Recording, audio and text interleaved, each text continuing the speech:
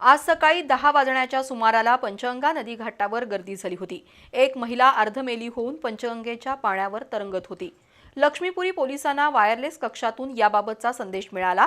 त्यांनी तत्काळ घटनास्थळी धाव घेतली। खाकी वर्दीतील गौतम कांबळे यांनी वर्दीवरच नदीत सूर मारून अवघ्या काही मिनिटातच शहनाज शेख या महिलेला पाण्यातून बाहेर काढत तिचा जीव वाचवला। या कामगिरीचं कौतुक म्हणून पोलीस निरीक्षक श्रीराम कन्हेरकर यांनी गौतम कांबळे यांचा सत्कार केला।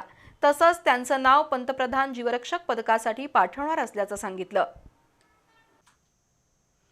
कोल्हापुरातील जरगनगरमध्ये राहणाऱ्या शहनाज रफिक शेख या 38 वर्षीय महिलेनं आज सकाळी 9:30 वाजता पंचगंगा स्मशानभूमीच्या बाजूनं नदीपात्रात उडी घेतली।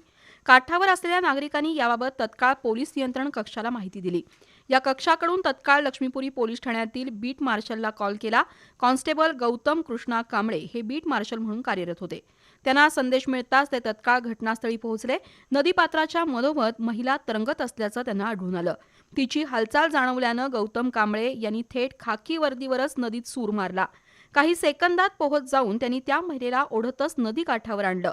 तिथं ती जिवंत असल्याचं लक्षात आलं। त्या महिलेला तत्काळ CPR मध्ये दाखल करण्यात आलं। अधिक चौकशीत ही महिला जरगनगर इथं राहत असून पतीसोबत वाद झाल्यानं तिनं आपलं जीवन संपवण्याचा निर्णय घेतला होता। मात्र पोलिसांच्या सतर्कतेमुळे तिचा जीव वाचला। पोलीस कर्मचारी गौतम कांबळे यांच्या कृतीमुळे महिलेचा जीव तर वाचलाच, पण पोलीस दलाचं नाव देखील उंचावलंय।